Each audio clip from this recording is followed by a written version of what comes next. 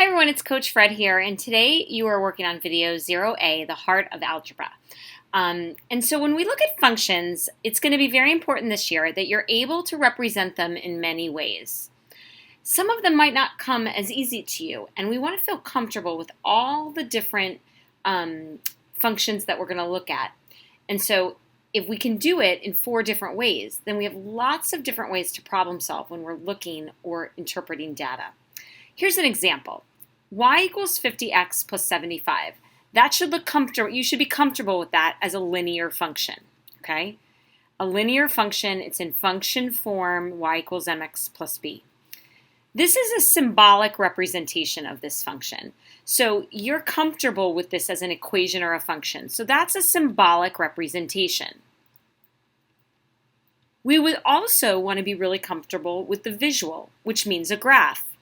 So if I were to quickly sketch this graph, I know that my y-intercept is 75, so right about here, and it has a positive slope of 50. So I know that my graph looks something like that. So I can visualize it.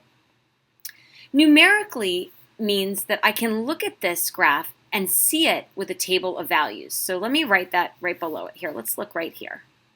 Okay, so y equals 50x plus 75. I'm going to take some inputs and get some outputs.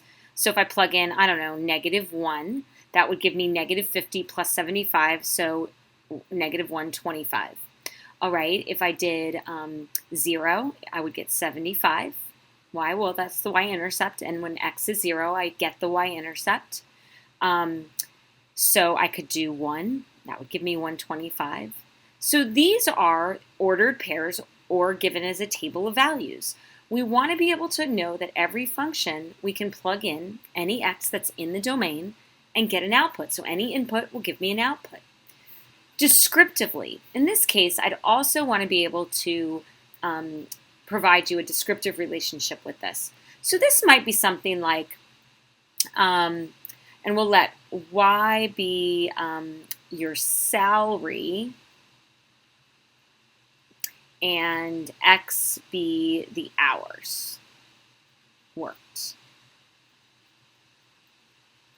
Okay, and so how about something like this? A plumber charges $75 to come to your house.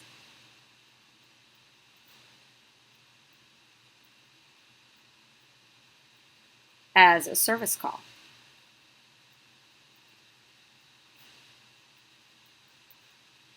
And $50 per hour.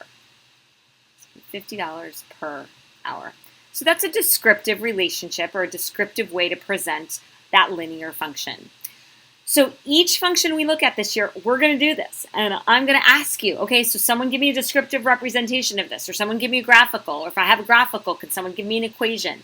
That movement between these 4 different areas will definitely help us as we approach and learn functions. All right, okay, so let's move on and make sure we understand what a coordinate pair is. So if a coordinate pair is a solution to an equation, then that x and y makes the equation a true statement.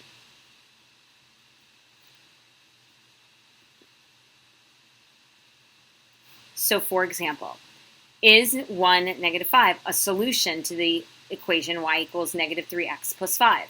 Okay, so I'm going to plug in the y. The y is -5. I'm going to plug in the 1 for x. Notice I'm putting it in parentheses. And I'm going to simplify. So that's going to give me -5. Let me stick with black. So -5 equals -3 plus 5. So -5 equals 2. That is not a true statement. This point is not a solution.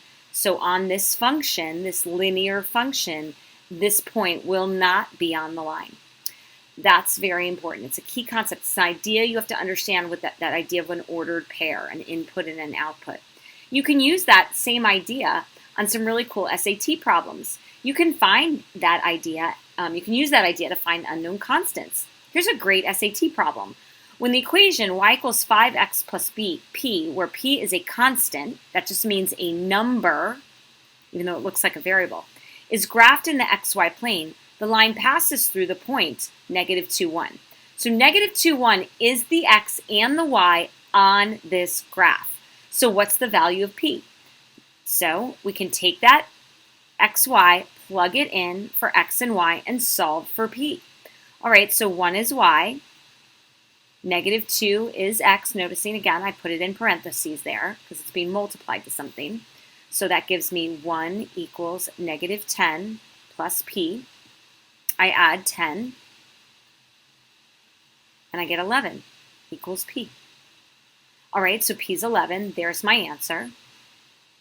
And I want to point a couple things out, like negative 2 is an answer, so some kids might just pick that without even really paying attention to it, okay?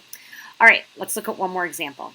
In the xy plane, if the parabola with the equation y equals ax squared plus bx plus c, where a, b, and c are constants, again, that just means a number, passes through the point negative 1, 1, which of the following must be true? Okay, so a and b are numbers. And this is an x, and this is a y. If we plug that in, let's see what relationship that's going to give me with a, b, and c. All right, so I'm going to plug in 1 for y. I have a. I'm going to put in negative 1 in parentheses plus b times negative 1, again the parentheses, plus c. Anytime something's being multiplied and I'm plugging a variable in, I'm going to always put it in parentheses. All right, so here I've got 1 equals negative 1 squared, it's in parentheses, that's going to be positive 1, so that becomes a, minus b plus c, okay? So all of the answers equal 1, so we've got that. And then we look at the difference here. Look how subtly different they are. We're looking for a minus b plus c, which would be d. So you have to be very careful, especially when you're picking your answers, because they're going to have very, very subtle differences on these tests. And they're trying to make sure that you are really careful about looking at your answers properly. Okay, guys, hopefully that was a helpful video. Have a great day.